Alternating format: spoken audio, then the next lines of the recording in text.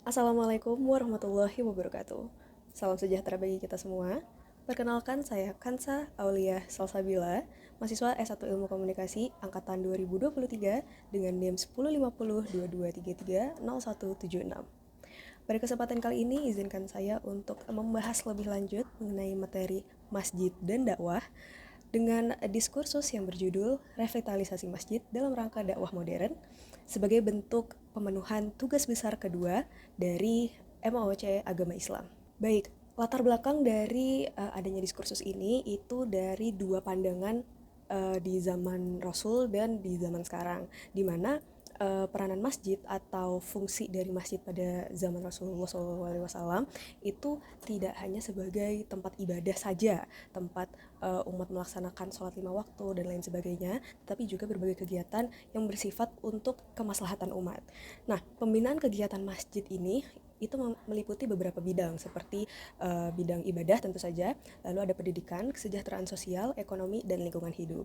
Sedangkan pemberdayaan masjid di zaman sekarang ya, fungsinya itu semakin menyempit dengan fokus hanya pada kegiatan ibadah saja. Hal ini tentu saja tidak bisa dibiarkan begitu saja karena tidak dapat mewujudkan adanya ukhuwah Islamiyah dan dakwah bilhal atau dakwah yang sifatnya dalam bentuk perbuatan seperti itu.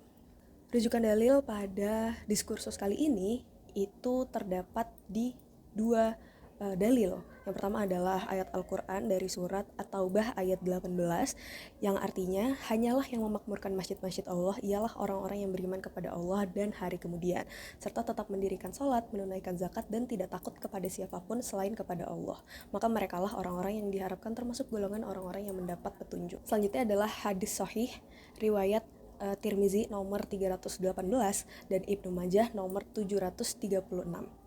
Yang artinya barang siapa membangun masjid karena Allah Ta'ala, Allah akan buatkan yang semisal untuknya di surga.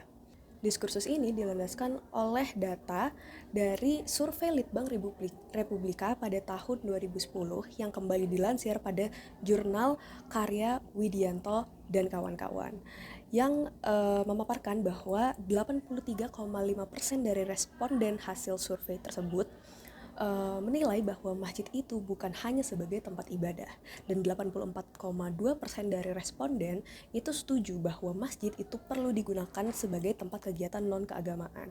Paparan data ini tentu saja mendukung adanya diskursus ini, di mana pemberdayaan masjid itu memang diperlukan untuk kemaslahatan umat.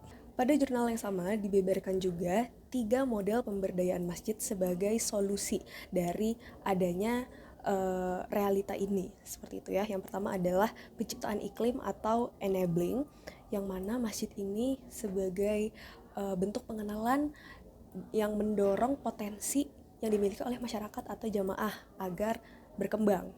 Yang kedua adalah fungsi masjid sebagai penguatan potensi atau empowering, di mana masjid ini berperan sebagai peningkatan akses masyarakat terhadap pendidikan, kesehatan, hingga sumber ekonomi.